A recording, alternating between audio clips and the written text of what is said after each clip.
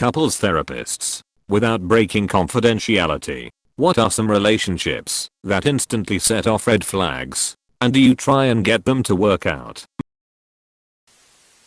When one person is entirely dependent on the other, especially at a relatively young age, I mean financially and emotionally, these are typically young women, sometimes young men as well, who do not work, do not have children, stay home all day, and have no friends or hobbies outside of hanging out with their spouse. Very unhealthy, and a huge red flag. Always ends in a painful and messy breakup.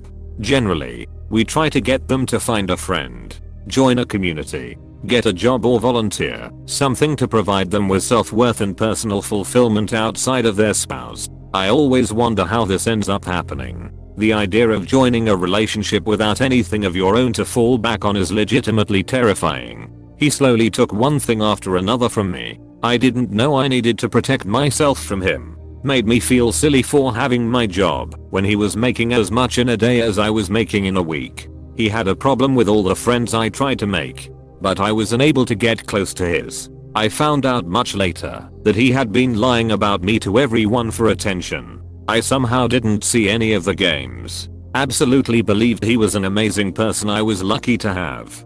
And after 5 years I slept in my truck to get away from him. I've never had supportive family, and he had me believing that no one was refusing to get to know me or treating me coldly. I just needed to give them more of a chance. I'm not a weak-minded person. I recognize abuse. I stick up for myself. I have no idea how I didn't see it.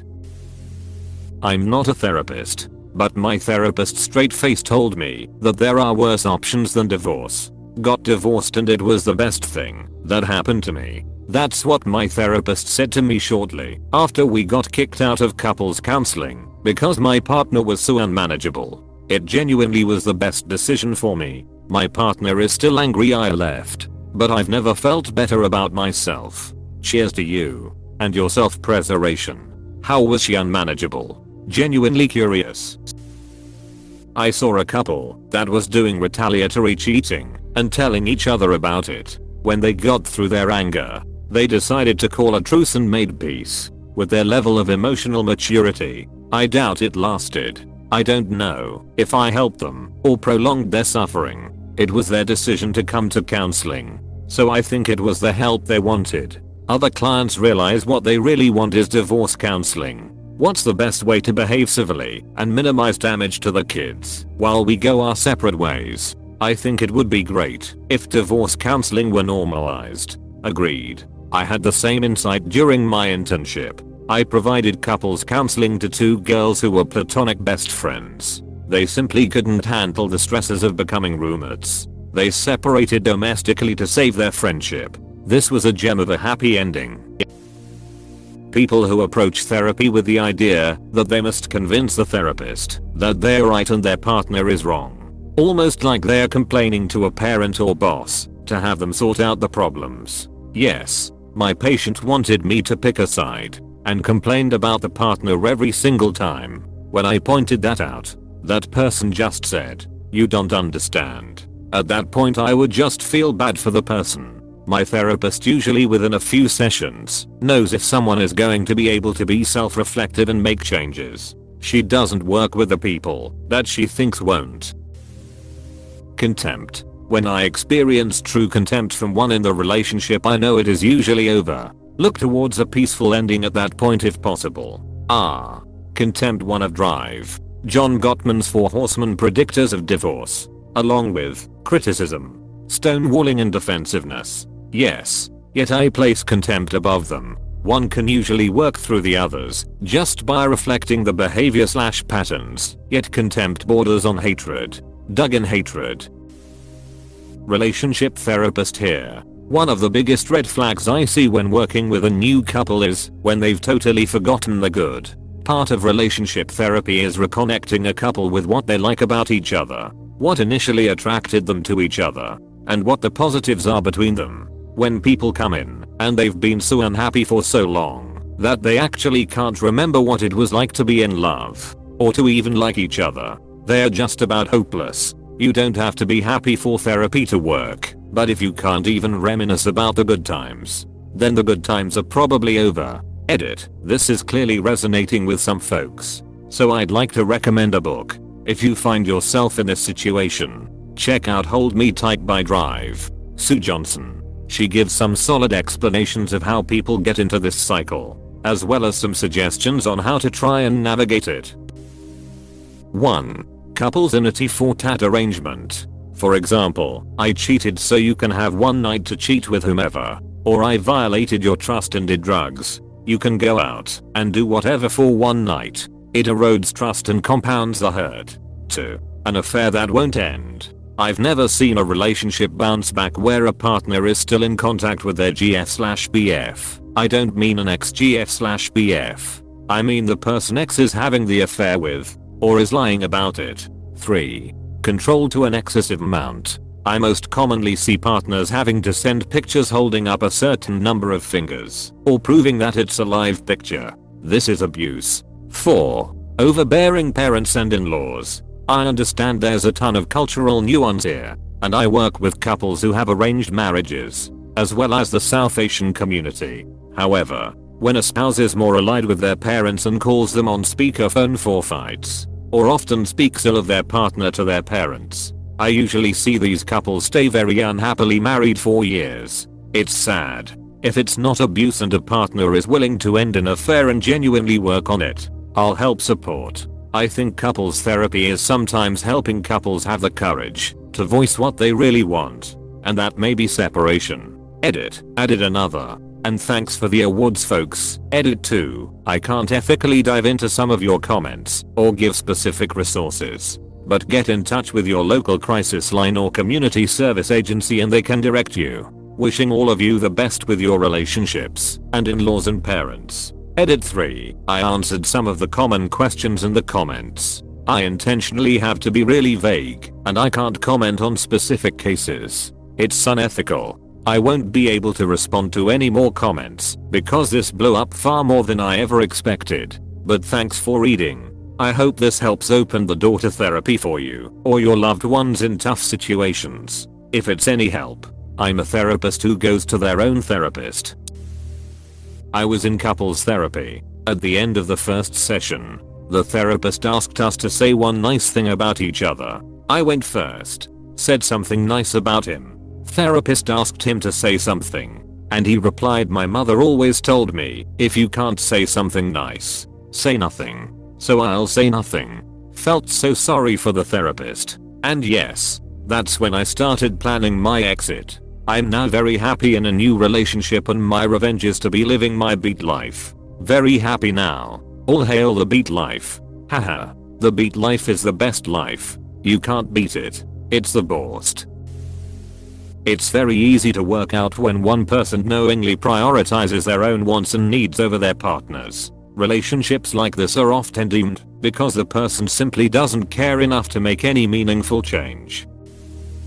Someone else's response made me think of this one. When a partner raises objection to meeting with me individually, during the first session I share that during assessment I like to meet with them both together and once each individually. Occasionally I'll have partners who suddenly become very critical or suspicious about this, asking why I'd do that, and is it ethical, and the classic "I've never heard of a marriage counselor doing that before." It goes beyond curiosity or simply inquiring about practice. There is an incredulous and almost panicked tone to it, and sure enough, every single time, they turn out to be some variation of controlling, manipulative, abusive. Edit. Just to clarify for a few of the comments, I'm not talking about doing concurrent, ongoing individual and couples sessions. This is just a one-off individual assessment session. My first 3 sessions are usually 1. Couples session, 2. Partner A individual, and 3. Partner B individual. After that we are typically only as a couple, unless another one-off is needed for further assessment down the road. If needed, I refer out for ongoing concurrent individual or pause for more intensive individual. And thanks for the silver and awards. My mom is a therapist and she sometimes tells me a little bit about her cases, nothing specific or identifying. She once came home really upset about a case and told me a little bit. Basically this guy sent his wife in because she was having trouble with a baby. He came with her and interrupted her at basically every turn and basically told my mom his wife was bipolar. In another session, the patient admitted she almost felt angry with the baby and herself because she knew she would be a terrible mother. Her husband had been saying it since she got pregnant. My mom told me it became almost instantly clear that the husband was manipulative and abusive and probably trying to stop her from connecting with the child. As soon as my mom suggested she was angry with her husband and not her baby, all of their future sessions were cancelled. That's terrifying. Constant, needless escalation. When I don't think we need this expensive thing is escalated to "you don't really love me." Major problem. It shows up quickly in therapy if you're watching for it. Mostly because the one using this to avoid accountability is almost guaranteed to play this card in relation to therapy itself. Either I had to drag them here, or they are just trying to break up with me. What they are doing is avoiding conversation about the issue by blowing it up into a bigger problem than it is, so they can make the other person respond to their feelings rather than dealing with their concerns. Oh my gosh. This was my ex-husband through and through. For years. Anytime there was a disagreement, he would threaten me with divorce and that he would take the kids. Finally I was numb to it and filed for divorce. For other reasons as well. He was shocked that I wouldn't fight for him anymore. I'm an MFT, marriage and family therapist, and for me, an unofficial litmus test is when I ask at some point in the first few sessions how the couple met. If there is absolutely no positive effect from either person, no one even cracks a smile, or they just give me a single sentence answer, "We met at a party," that's usually a signal they've been so unhappy so long, or the conflict is so overwhelming that they can't access those good warm fuzzy feelings from the beginning. I partly wanted to do this job because I'm a romantic at heart and love hearing real love stories, and for the most part, hearing about their first few months together is an actually fun and illuminating part of therapy. Only a few times have I seen the flat or no effect couples, and it breaks my heart every time. I remember learning in grad school that most couples who come for therapy have lived unhappily for an average of 7 years before trying to get help. They come for that first session, and if they aren't cured after that, most think that therapy doesn't work and don't come back. To anyone who may be considering individual or couples therapy as a result of this thread, go for it. And be prepared for it to take some time and energy from you and your therapist. Never realized this, but when I think back at the beginning of my ex relationship and my current one, both make me smile instantly. I guess it is a very good way to see if someone cares/appreciate the good times. All these responses have made me so much more grateful for my younger sister, who pestered me until I was in tears of anger to leave my ex. Within a week I could see how much better my life was without him. I'll never be able to tell her how much it means to me that she was ready for me to hate her, as long as it meant I was away from him. She might get the idea if you say it just like that. Like wow, Alicine 0Z can't even describe how much it meant. That means it meant a lot. Unless your sister isn't with us anymore and that's why you can't tell her. In which case, open bracket, OMG. I didn't realize it read like that. She's not dead. Sorry, it's just that every time I tell her, she acts like it's no big deal. But I think she's just being modest. She doesn't take praise well.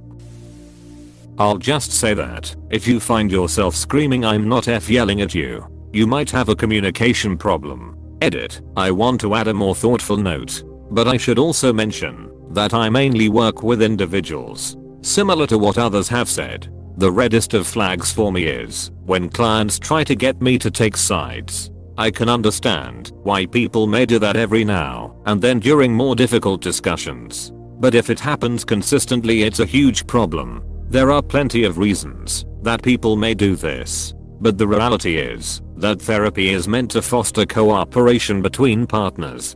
Feeling like you need the therapist on your side indicates you're approaching the relationship as a competition, not a cooperative interaction, and nothing good comes from that. Also, I once had a supervisor who did a great deal of couples work tell me that it has such a bad success rate because people rarely come before the relationship has crossed the point of no return. Unfortunately, that seems to be a very accurate description. My mom used to do that. She'd yell at us, and we'd say please stop yelling, and she'd respond with him not yelling.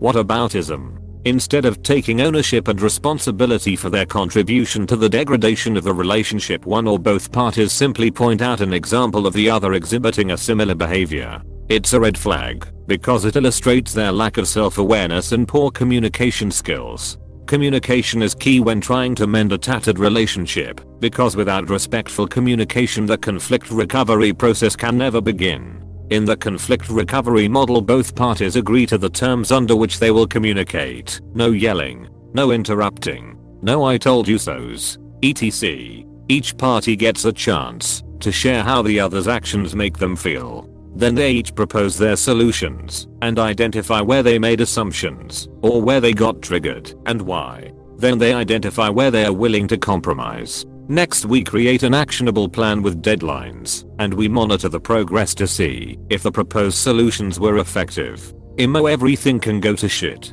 but once communication stagnates you're in real trouble. So even if you're arguing you're still doing okay. You just need to work on how you're communicating. This reminds me of Shaw's quote, "The single biggest problem in communication is the illusion that it has taken place." High conflict relationships. If frequent and bitter conflict began a few months or less after the relationship began and continued, relationship therapy is going to be a shit show. Won't be helpful. Either the conflict will continue indefinitely or come to an end. Not just my opinion. The research supports this. Edit. If you've been there, I'd be interested to hear some stories about this. And so would other editors. If you were able to fix a high conflict relationship like this, that would be an interesting story too. I fixed mine by realizing the conflict was caused by past trauma and mental illness being triggered, and fixing those. So I'd say going to the cause is the best bet. Same. Both of us were highly abusive in the first few months and we regularly had fights that escalated quickly. Ever since both of us started therapy, he did so a few months before me. It's been the exact opposite. I'm not a couples therapist, but I recommended a couples therapist to a coworker for some premarital counseling. My partner and I had really enjoyed our premarital sessions from this super nice therapist, and when a girl from my work got engaged she asked for his number. The day after their first session I got a call from the girl saying, "I can't believe you sent me to this horrible, invasive, rude counselor." I was in a panic. "Oh no, what happened?" She explained. "We went in there and sat down, and the first thing he asked was, "So, why do you want to get married?" How rude is that? How dare he? That's when I realized that maybe their relationship wasn't going to pan out. They called off the wedding a few months later. As a clinical psychologist, I focused mainly on behavioral medicine and cognitive assessment, but did my fair share of marriage/couples work. Refusal or inability to compromise is a ginormous red flag, one that, I believe, is empirically validated. Compromise is a significant predictor of satisfaction in relationships, and it plays an important role in the long-term success of marriages and relationships in general.